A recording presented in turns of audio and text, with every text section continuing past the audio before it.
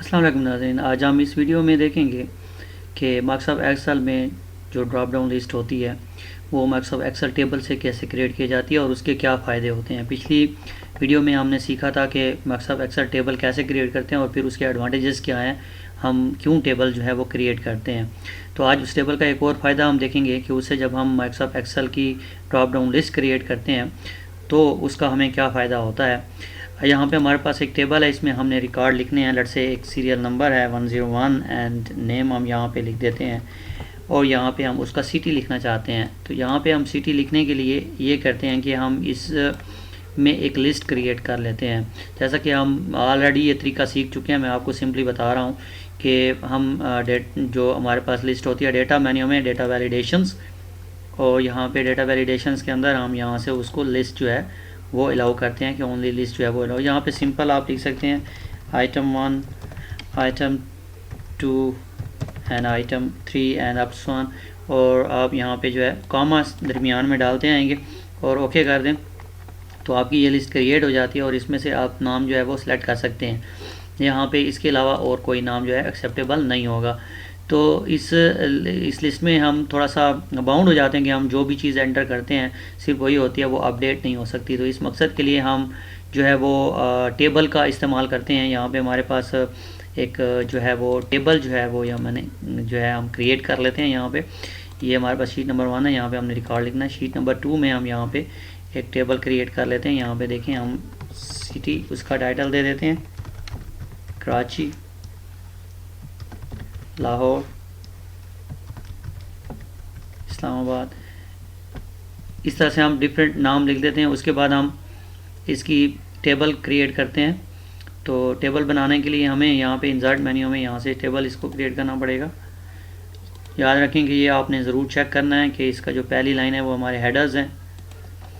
Formatting की हमें कोई ज़रूरत नहीं है, जो भी हो कोई मसला नहीं, क्योंकि हम इसको इस्तेमाल नहीं कर रहे। तो ये टेबल हमारे पास क्रिएट हो जाएगी। अभी हमने इस टेबल से एक रेंज जो है वो क्रिएट करनी है। ठीक है जी, यहाँ पे रेंज नेम हम क्रिएट करेंगे। इस टेबल का हम नाम रख देते हैं। यहाँ पे डिज़ाइन हमारे पास आ जाता है। यहाँ पे जब टेबल क्रिएट होती है तो यहाँ पे हम इसका नाम सिटी रख देते हैं।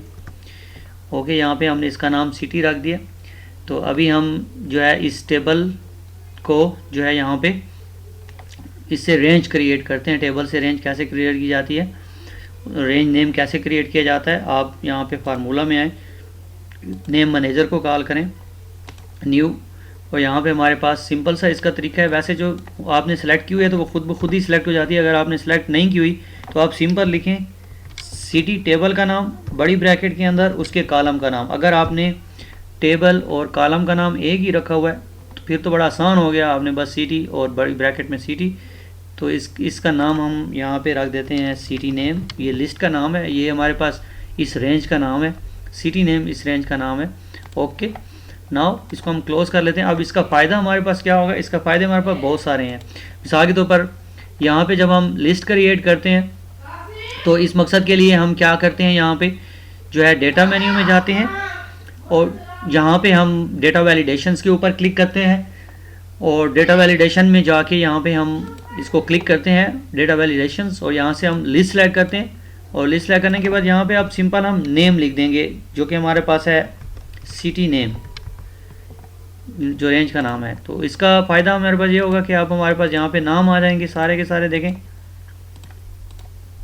आराम से हम कोई भी नाम सेलेक्ट कर सकते हैं। और दूसरा इसका फ़ायदा ये है कि हम यहाँ पे अगर कोई चीज़ का इजाफा करते हैं, जैसे हमने यहाँ पे पेशावर लिख दिया है, तो ऑटोमेटिकली हमारे पास यहाँ पे जो है उस लिस्ट में वो इजाफा हो जाएगा। और इसी तरह से अगर आप यहाँ से जो है कोई जो है वो आइटम डिलीट करते हैं, राइट क्लिक करके हम इसको डिलीट कर देते हैं यहाँ से पूरी रो को, तो आप देखेंगे कि यहाँ से वो क्या हो जाता है, इस लिस्ट में से डिलीट हो जाता है। तो टेबल के ज़रिए से जब आप लिस्ट क्रिएट करते हैं तो उसका हमारे पास ये जो है वो फ़ायदा हो जाता है। उम्मीद है नाज़रीन आपको ये वीडियो पसंद आई हुई होगी। आप अपने दोस्तों के साथ इसको ज़रूर शेयर कीजिएगा। इंशाल्लाह अगले एक्सेल के लेक्चर्स में, वीडियोस में हम बहुत कुछ सीखेंगे। तब तक के लिए इजाज़त, शुक्रिया।